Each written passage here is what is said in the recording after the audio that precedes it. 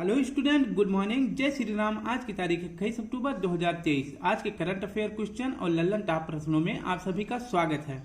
Video पूरा last तक देखें, आप सभी से रिक्वेस्ट है, और लास्ट में एक कमेंट जरूर किया करें। तो चलिए शुरू करते हैं आज के अपने पहले करंट अफेयर क्वेश्चन को। उससे पहले वीडियो को एक बार लाइक कर दें, और जिन्होंने अभी तक सब्सक्राइब नहीं किया है तो प्लीज सब्सक्राइब करके बेल आइकन प्रेस ऑन कर ले, जिससे कि मेरे द्वारा बनाए जा रहे वीडियो की नोटिफिकेशन आप तक पहुंच जाए। तो पहला प्रश्न है, हाल ही में UNWTO ने भारत के किस गांव को सर्वश्रेष्ठ पर्यटन गांव की सूची में शामिल किया है? तो आपका सही जवाब हो जाएगा ऑप्शन ए, धोरडो गांव। अब इसकी व्याख्या देख लेते हैं। UNWTO यानी United Nation World Tourism Organization यानी विश्व पर्यटन संगठन। इसका हेडक्वार्टर कहाँ है? तो इसका हेडक्वार्टर है मैड्रिड, स्पेन में। UNWTO की स्थापना कब हुई थी? तो इसकी स्थापना हुई थी 1946 में। भारत इसमें कब शामिल हुआ? तो भारत इसमें शामिल हुआ था 1975 में। और 27 सितंबर को विश्व पर्यटन दिवस मनाया जाता है। और अभी ने UNWTO ने जो है 54 गांवों की लिस्ट जारी करी है, जिसमें जो है भारत का एक गांव शामिल है, सिर्फ एक गांव। कौन सा गांव है? धोरडो गांव, जो कि कहाँ पे है? गुजरात में। और किस जिले में है? कच्छ के रण का यह एक गांव है। कच्छ के रण यह जिला है, और इसके अंदर जो है धोरडो गांव स्थित है, जो कि गुजरात में है। अब देखते हैं कुछ महत्वपूर्ण भारत के पर्यटन स्थान जिन्हें जो है विश्व धरोहर में शामिल किया गया है। तो 41वां विश्व धरोहर किसे बनाया गया है? तो यह बनाया गया शांति निकेतन में। इसकी स्थापना रविंद्र टैगोर नाथ जी ने करी थी। कहाँ पे? कलकत्ता में। 42वां जो है विश्व धरोहर कौन सा है? तो यह होयसल मंदिर है, और यह कहाँ है? तो यह कर्नाटक में है। विश्व का पहला लिविंग हेरिटेज कौन सा है? विश्व का पहला लिविंग हेरिटेज कौन सा है? तो यह विश्व भारती है। ठीक है, विश्व भारती के अंदर जो है क्या है? शांति निकेतन है, याद रखना। अब देखते हैं कि 40वां जो है विश्व हेरिटेज कौन सा है? 40वां विश्व हेरिटेज है धौलावीरा, जो कहाँ है? गुजरात में। 39वां विश्व धरोहर कौन सा था? तो यह है रामप्पा मंदिर, और यह कहाँ है? तो यह है तेलंगाना में। याद रखना, इंपॉर्टेंट क्वेश्चन है। एक गांव है मोढेरा गांव, जो कि सौर संचालित 24x7 आवर, मतलब ये सौर संचालित गांव कौन सा है? तो यह गुजरात का मोढेरा गांव है। याद रखना, इंपॉर्टेंट है स्टूडेंट। अब नेक्स्ट प्रश्न देख लेते हैं। नेक्स्ट प्रश्न है, हाल ही में द होप इनिशिएटिव कहां प्रारंभ हुई? तो इसका सही जवाब हो जाएगा option A, the hope initiative. अब इसकी व्याख्या देख लेते हैं। द होप इनिशिएटिव यह कहाँ शुरू किया गया है? तो यह पंजाब में शुरू किया गया है। और किसने शुरू करा है? तो यह शुरू करे हैं पंजाब के CM, जो कि कौन है? भगवंत मान जी ने शुरू किया है। कौन सा mission? The hope initiative mission. और यह क्यों शुरू किया गया है? यह शुरू किया गया है नशे के खिलाफ लड़ाई।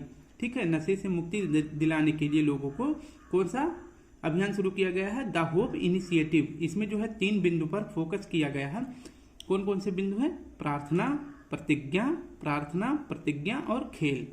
और यह जो है अभियान कहाँ से शुरू किया गया है? तो यह अभियान शुरू किया गया है स्वर्ण मंदिर, जो कि अमृतसर से यह प्रतिज्ञा ली गई है, यहाँ से इसकी शुरुआत की गई है। अब आपको एक क्वेश्चन बताना है। यह क्वेश्चन आपके लिए है कि स्वर्ण मंदिर का निर्माण किसने कराया था, यह आपको बताना है। ठीक है, इसकी नींव किसने रखी थी? तो इसकी नींव रखे थे, स्वर्ण मंदिर की नींव रखे थे मियाँ मीर। और इसमें जो है सोना किसने मढ़वाया था? तो सोना मढ़वाए थे राजा रणजीत सिंह। याद रखना, सोना कौन मढ़वाए थे? राजा रणजीत सिंह। अब कुछ महत्वपूर्ण ऑपरेशन देख लेते हैं, जो कि भारत के द्वारा विभिन्न देशों के लिए चलाया गया था। ठीक है, जो वहां पे भारतीय फंसे थे उनको जो है वहां से निकालने के लिए कौन सा ऑपरेशन चलाया गया? जैसे ऑपरेशन करुणा, यह कहाँ चलाया गया था? तो यह करुणा चलाया गया था म्यांमार में। ऑपरेशन गरुड़ यह कहाँ ये चलाया गया था? CBI के द्वारा। किसके लिए? ड्रग्स की जो तस्करी हो रही थी उसको रोकने के लिए ऑपरेशन गरुड़ CBI के द्वारा चलाया गया था। अब देखते हैं कि ऑपरेशन स्वार्ट्स ये किसने चलाया था? तो ऑपरेशन स्वार्ट्स चलाया था इजराइल ने। किसके खिलाफ? हमास के खिलाफ। लेकिन हमास ने जो है इजराइल के खिलाफ कौन सा ऑपरेशन चलाया? तो यह चलाया था अल अक्सा फ्लड। ऑपरेशन अजय कहाँ चलाया गया? तो यह इजराइल में चलाया गया था भारत के द्वारा, जो वहां पे भारतीय फंसे हैं उनको बाहर निकालने के लिए। अब देखते हैं कि ऑपरेशन दोस्त कहाँ चलाया गया? तो यह चलाया गया था जब तुर्की और सीरिया में भूकंप आया था, तो उसमें भारत ने मदद करने के लिए ऑपरेशन दोस्त चलाया था। ऑपरेशन कावेरी कहाँ चलाया था? तो यह सूडान में फंसे भारतीयों को निकालने के लिए ऑपरेशन सूडान चलाया गया। ऑपरेशन गंगा यह यूक्रेन में फंसे भारतीयों को बाहर निकालने के लिए, जब यूक्रेन और रूस से युद्ध हो रहा था। तो वहां से भारतीयों को बचाने के लिए ऑपरेशन गंगा चलाया गया था। और ऑपरेशन देवी शक्ति कब चलाया गया था? यह चलाया गया था अफगानिस्तान में, ठीक है। वहां से भारतीयों को निकालने के लिए अफगानिस्तान से ऑपरेशन देवी शक्ति चलाया गया था। अब आगे देख लेते हैं स्टूडेंट। प्रश्न 3, विश्व सांख्यिकी दिवस 2023 कब मनाया गया? तो इसका सही जवाब हो जाएगा ऑप्शन सी, 20 अक्टूबर को। विश्व सांख्यिकी दिवस कब मनाया गया? तो यह 20 अक्टूबर को मनाया गया और यह 5 साल में एक बार मनाया जाता है। याद रखना, यह 5 साल में एक बार मनाया जाता है। और राष्ट्रीय सांख्यिकी दिवस कब मनाया जाता है? तो राष्ट्रीय सांख्यिकी दिवस मनाया जाता है 29 जून को। और यह किसके जन्मदिन पर मनाया जाता है? तो यह मनाया जाता है पीसी महालनोबिस के जन्मदिन पर मनाया जाता है। और इन्हीं के मॉडल पे जो है 1956 से 1961 तक सेकेंड पंचवर्षीय योजना भी शुरू की गई थी। मॉडल कौन सा था? PC Mahalanobis model. और इन्हीं के जन्मदिन पर 29 जून को क्या मनाया जाता है? राष्ट्रीय सांख्यिकी दिवस। और विश्व सांख्यिकी दिवस जो है पहली बार कब मनाया गया था? तो यह स्टार्ट किया गया था 20 अक्टूबर 2010 में। पहली बार यह शुरू किया गया था 20 अक्टूबर 2010 में विश्व सांख्यिकी दिवस शुरू किया गया था। अब देखते हैं कुछ महत्वपूर्ण दिवस जो हाल ही में शुरू हुए हैं, यानी कि हम आपको पूरे अक्टूबर का जो है दिवस बता दे रहे हैं। जैसे कि international day for older person, तो ओल्डर पर्सन के लिए अंतर्राष्ट्रीय वृद्ध दिवस कब मनाया जाता है? तो यह मनाया जाता है 1 अक्टूबर को। और 1 अक्टूबर को विश्व काफी दिवस भी मनाया जाता है, याद रखना। और विश्व अध्यापक दिवस यानी शिक्षक दिवस कब मनाया जाता है? तो यह मनाया जाता है 5 अक्टूबर को। और राष्ट्रीय शिक्षक दिवस कब मनाया जाता है? तो 5 सितंबर को मनाया जाता है, याद रखना। इसके बाद विश्व डाक दिवस कब मनाया जाता है? तो यह मनाया जाता है 9 अक्टूबर को। अंतर्राष्ट्रीय बालिका दिवस कब मनाया जाता है? तो यह मनाया जाता है 11 अक्टूबर को। वर्ल्ड स्टूडेंट डे कब मनाया जाता है? तो यह मनाया जाता है 15 अक्टूबर को। किसके जन्म दिवस पर? तो यह डॉक्टर एपीजे अब्दुल कलाम के जन्म दिवस पर वर्ल्ड स्टूडेंट डे मनाया जाता है 15 अक्टूबर को। विश्व खाद्य दिवस कब मनाया जाता है? तो यह मनाया जाता है 16 अक्टूबर को।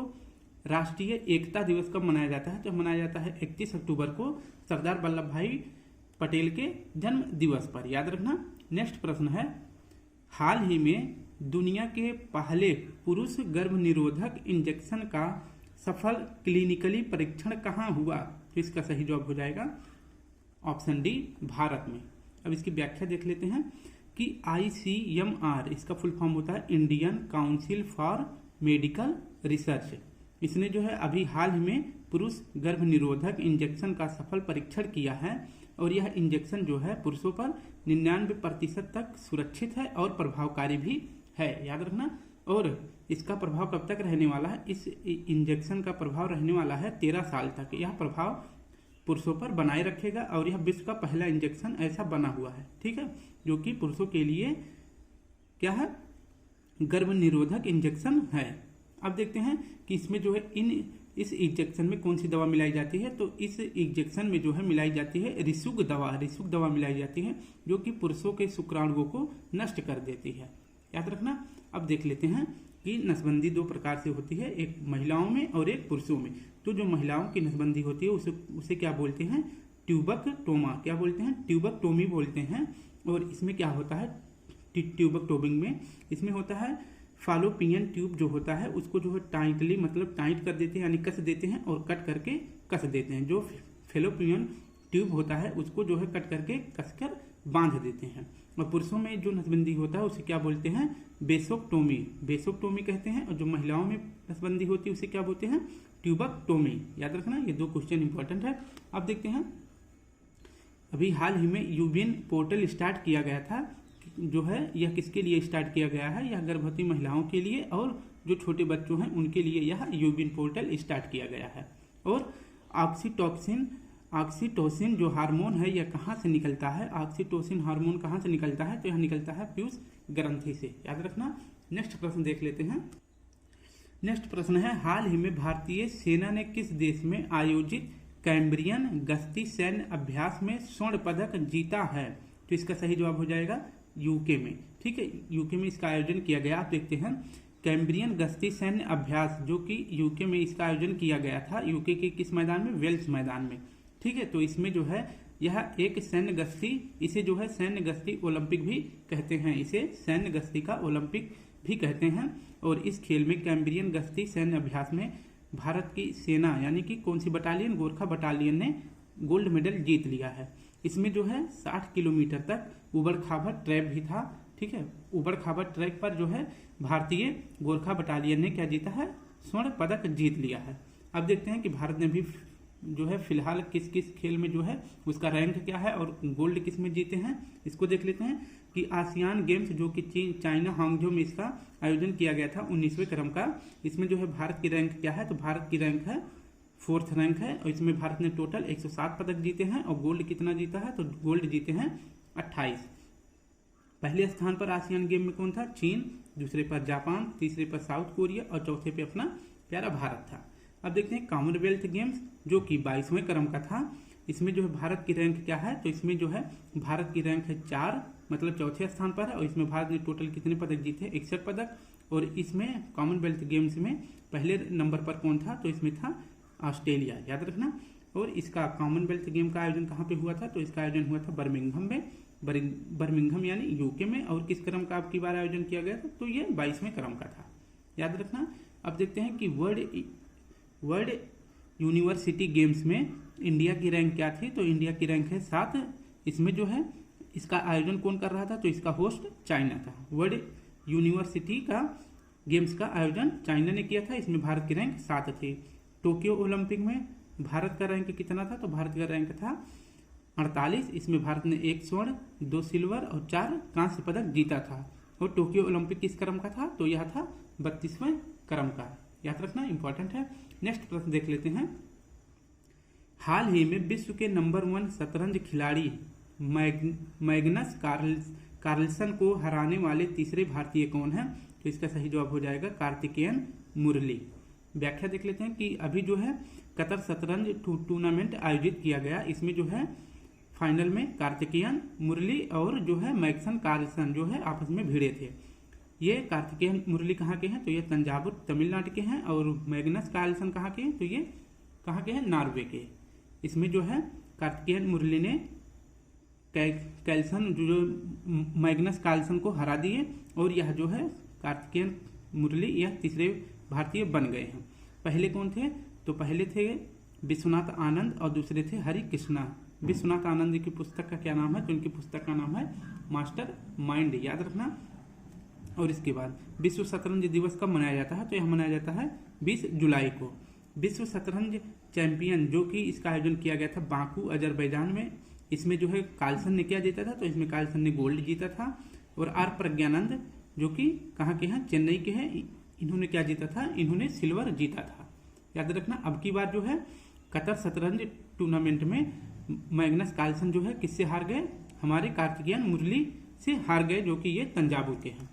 अब नेक्स्ट देखते हैं कि नवीनतम ग्रैंड मास्टर कौन बने हैं 83वें नंबर के, तो ये बने हैं आदित्य और ये कहाँ के हैं, महाराष्ट्र के।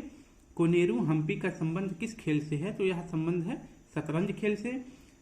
पहली महिला यानी पहली भारतीय महिला ग्रैंड मास्टर कौन है, तो इनका नाम हो जाएगा विजया लक्ष्मी।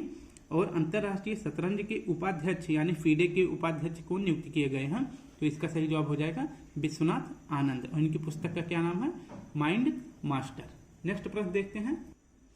7वां प्रश्न है, हाल ही में प्रोजेक्ट 15B के तहत भारतीय सेना में शामिल तीसरा स्टील्थ विध्वंसक जहाज कौन सा है, तो इसका सही जवाब हो जाएगा ऑप्शन डी इम्फाल। अब देख लेते हैं कि प्रोजेक्ट 15B के तहत जो है मझगांव डॉक लिमिटेड में जो है तीसरा स्टील्थ विध्वंसक जहाज जो है निर्माण किया गया था। अब इसमें 3 शब्द आए हैं, स्टील्थ, विध्वंसक और जहाज, ठीक है। और यह तीसरे नंबर का है। स्टील्थ का मतलब होता है जो दुश्मन की रडार में पकड़ ना आए उसे स्टील्थ कहते हैं, और विध्वंसक मतलब होता है जो युद्ध में तबाही मचा दे। और यह किस क्रम का जहाज, और जो ये तीसरा जहाज है इसका नाम क्या है, तो इस जहाज का नाम है INS इम्फाल, ठीक है। इसका नाम है INS इम्फाल जो कि अभी हाल ही में नेवी को सौंपा गया है, याद रखना। अब देखते हैं कि ये तीसरे क्रम का जो है विध्वंसक जहाज था। अब देखते हैं पहला कौन था, तो पहला था INS विशाखापत्तनम और दूसरा कौन है INS मोरमुगाओ जो कि गोवा में स्थित है। और चौथा कौन सा होने वाला है, तो यह अभी बनेगा कौन सा INS सूरत, ठीक है, ये चौथा है। अब देखते हैं कुछ महत्वपूर्ण जानकारी लल्लन टॉप क्वेश्चन में आपको दे दें। जैसे है रमन फर्स्ट इंजन, इसका सफलतापूर्वक परीक्षण किसके द्वारा किया गया? तो यह किया गया है स्काई रूट कंपनी के द्वारा, जो कहाँ की कंपनी है? हैदराबाद की यह कंपनी है। नेक्स्ट है प्रोजेक्ट 17A के तहत 7वां और अंतिम स्टील्थ युद्धपोत कौन सा है? तो यह हो जाएगा आपका INS महेंद्रगिरी। प्रश्न है भारतीय वायुसेना को पहला C295 MW परिवहन विमान किसने दिया है? तो यह दिया है स्पेन ने। कौन सा परिवहन विमान है? C295 MW, याद रखना। यह जो है भारतीय वायुसेना को किसके द्वारा दिया गया है? स्पेन के द्वारा। नेक्स्ट है किस भारतीय स्कॉर्पियन सबमरीन को तैनाती का रिकॉर्ड, सबसे ज्यादा लंबे समय तक तैनाती का रिकॉर्ड दिया गया है? तो यह है INS वागीर, यह सबसे लंबे समय तक तैनाती का रिकॉर्ड अपने नाम किया है। मानवयुक्त महासागर मिशन कौन सा है? या भारत द्वारा पहली बार स्टार्ट किया गया है? कौन सा मिशन है? तो मतेश 6000 है, या इसे समुद्रयान भी कहते हैं, याद रखना। अब नेक्स्ट प्रश्न देख लेते हैं। प्रश्न है हाल ही में चर्चा में रहा अभियान चक्र 2 का संबंध किससे है? तो इसका सही जवाब हो जाएगा CBI से। अब देखते हैं व्याख्या कि चक्र 2 अभियान जो है किसके द्वारा शुरू किया गया है? तो यह शुरू किया गया है CBI के द्वारा, यानी कि केंद्रीय अन्वेषण एजेंसी। और यह चक्र 2 अभियान क्यों शुरू किया गया है? तो वित्तीय धोखाधड़ी को रोकने के लिए जो है चक्र 2 अभियान शुरू किया गया है। CBI की स्थापना कब हुई थी? तो CBI की स्थापना हुई थी 1963 में। और CBI को शक्ति कहाँ से मिलती है कार्य करने के लिए? तो यह मिलता है दिल्ली विशेष पुलिस स्थापना अधिनियम किसके तहत? 1946 के तहत जो है CBI को पावर मिलती है। अब देखते हैं कि वर्तमान में जो है CBI के निदेशक कौन है? तो वर्तमान में CBI के निदेशक हैं प्रवीण सूद। अब कुछ महत्वपूर्ण पदों पर नियुक्त भारतीयों को देख लेते हैं, जैसे कि CBC मुख्य सतर्कता आयुक्त कौन है? तो हैं प्रवीण कुमार श्रीवास्तव। और जो है CBC की स्थापना किस समिति की सिफारिश पे हुई थी? तो यह जो है संतानम समिति की सिफारिश पर CBC की स्थापना हुई थी। और CIC यानी केंद्रीय सूचना आयुक्त कौन है? तो वर्तमान जो है केंद्रीय सूचना आयुक्त हैं यशवर्धन सिन्हा। और CEC मुख्य चुनाव आयुक्त कौन है? तो मुख्य चुनाव आयुक्त हैं राजीव कुमार। और पहले मुख्य चुनाव आयुक्त कौन थे? ये थे सुकुमार सेन। अब देखते हैं CAG कौन है वर्तमान में? तो CAG हैं गिरीश चंद्र मुर्मू। और CGA कौन है? तो SS दुबे जी हैं। और AG अटॉर्नी जनरल कौन है? तो R वेंकट रमनी जी हैं। और CJI कौन है? तो CJI है मुख्य न्यायाधीश, ये हैं DY चंद्रचूड़ साहब, जो कि 50वें नंबर के CJI हैं भारत के। नेक्स्ट प्रश्न देख लेते हैं। प्रश्न है हाल ही में विद्या समीक्षा सॉफ्टवेयर सागर से सारांश किसने विकसित किया है? तो इसका सही जवाब हो जाएगा CBSE, ऑप्शन C सही हो जाएगा। अब देखते हैं सागर से सारांश, यह सॉफ्टवेयर जो है विकसित किया गया है किसके द्वारा? CBSE के द्वारा। CBSE का फुल फॉर्म देखते हैं central board of secondary education, ठीक है। और यह सॉफ्टवेयर क्यों विकसित किया गया है, यानी कि सागर से सारांश क्यों विकसित किया गया है? विद्या समीक्षा पोर्टल, यानी कि यह जो है विद्या से संबंधित है, यानी कि स्टूडेंट स्कूल में जो है कितने स्कूल हैं भारत में और कितने जो है CBSE के टीचर्स हैं, स्टूडेंट कितने हैं CBSE के, और इन सभी डाटा को कलेक्ट करना है कि कितने स्कूल हैं, टीचर्स हैं, स्टूडेंट हैं। इसलिए जो है सागर से सारांश सॉफ्टवेयर विकसित किया गया है CBSE के द्वारा, यानी कि CBSE स्कूलों में कितने स्टूडेंट हैं, कितने टीचर्स हैं। तो स्कूल जो है CBSE स्कूल कितने हैं? तो 28,000 प्लस स्कूल हैं। और टीचर्स कितने हैं CBSE के? तो यह 13 लाख प्लस हैं। और स्टूडेंट कितने हैं? तो स्टूडेंट जो है 3 करोड़ से अधिक जो है स्टूडेंट हैं CBSE बोर्ड में, ठीक है। अब देखते हैं कि CBSE की स्थापना कब हुई थी? तो इसकी स्थापना हुई थी 1929 में। और इसकी वर्तमान हेड कौन है? तो वर्तमान हेड है निधि छिब्बर जी, याद रखना। नेक्स्ट आप देखते हैं ललन टॉप क्वेश्चन में है कि वुड डिस्पैच जो है वुड डिस्पैच कब आया था? तो यह आया था 1854 में। और किसके शासनकाल में? तो यह आया था डलहौजी के शासनकाल में। वुड डिस्पैच को क्या कहा जाता है? तो आधुनिक शिक्षा का मैग्ना कार्टा वुड डिस्पैच को कहा जाता है। अब देखते हैं शिक्षा का अधिकार यानी राइट टू एजुकेशन, यह जो है अनुच्छेद 21A में है। और यह कब आया था? तो यह आया था 86वां संविधान संशोधन 2002 में। इसके तहत जो है RT एक्ट आया था, जो कि 2009 में आया था। और इसके बाद लागू कब किया गया था? तो RTE एक्ट लागू किया गया था 2010 में। और शिक्षा का अधिकार यानी राइट टू एजुकेशन यह क्या है? तो यह है फंडामेंटल राइट, इंपॉर्टेंट है। नेक्स्ट प्रश्न देख लेते हैं कि टॉमस रेले आयोग यह किसके समय में आया था? तो यह कर्जन के समय में आया था। और यह किसके लिए आया था? तो यह आया था विश्वविद्यालय के विकास करने के लिए टॉमस रेले आयोग बनाया गया था। अब है कि डीम्ड यूनिवर्सिटी का दर्जा किसे दिया गया है? तो यह दिया गया है एनसीईआरटी को। एनसीईआरटी की स्थापना कब हुई थी? तो यह हुआ था 1961 में, याद रखना। और वर्तमान में एनसीईआरटी के हेड कौन है? तो एनसीईआरटी के हेड हैं दिनेश प्रसाद सकलानी जी। नेक्स्ट और लास्ट प्रश्न है, हाल ही में पीएम द्वारा लॉन्च देश की पहली क्षेत्रीय रैपिड रेल कौन सी है? क्षेत्रीय रैपिड रेल कौन सी है? तो इसका सही जवाब हो जाएगा नमो भारत। नमो भारत ना से नरेंद्र, मो से मोदी, तो ये अपने नाम पर रख लिए हैं। नमो भारत जो है कौन कैसी ट्रेन है? क्षेत्रीय रैपिड ट्रेन है। अब इसके बारे में आपको पूरा डिटेल दे देते हैं।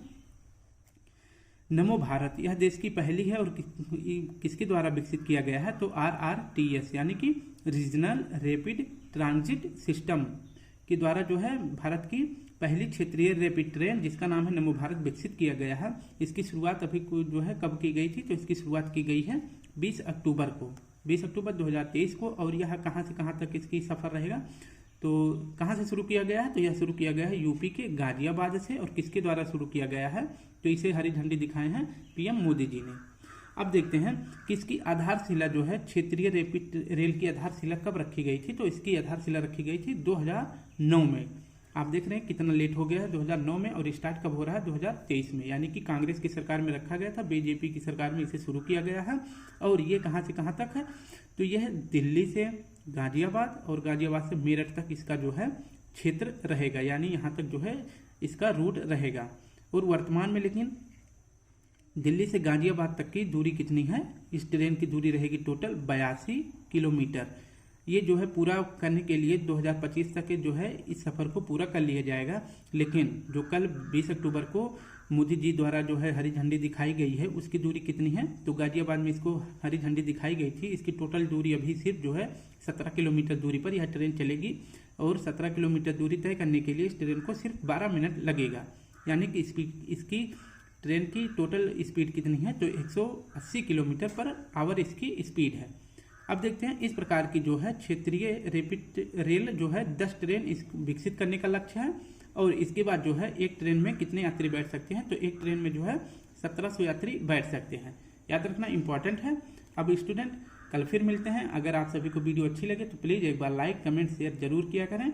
आपको अगर इसका PDF चाहिए तो मैं आपको इस वीडियो के कमेंट बॉक्स में अपना टेलीग्राम लिंक कॉपी कर दूंगा। आप उसको ओपन करके हमारे टेलीग्राम से जुड़ जाएं और इसका PDF डाउनलोड कर लें। तो फिर कल मिलते हैं। आज के लिए आप सभी को प्यारा सा जय हिंद, जय भारत।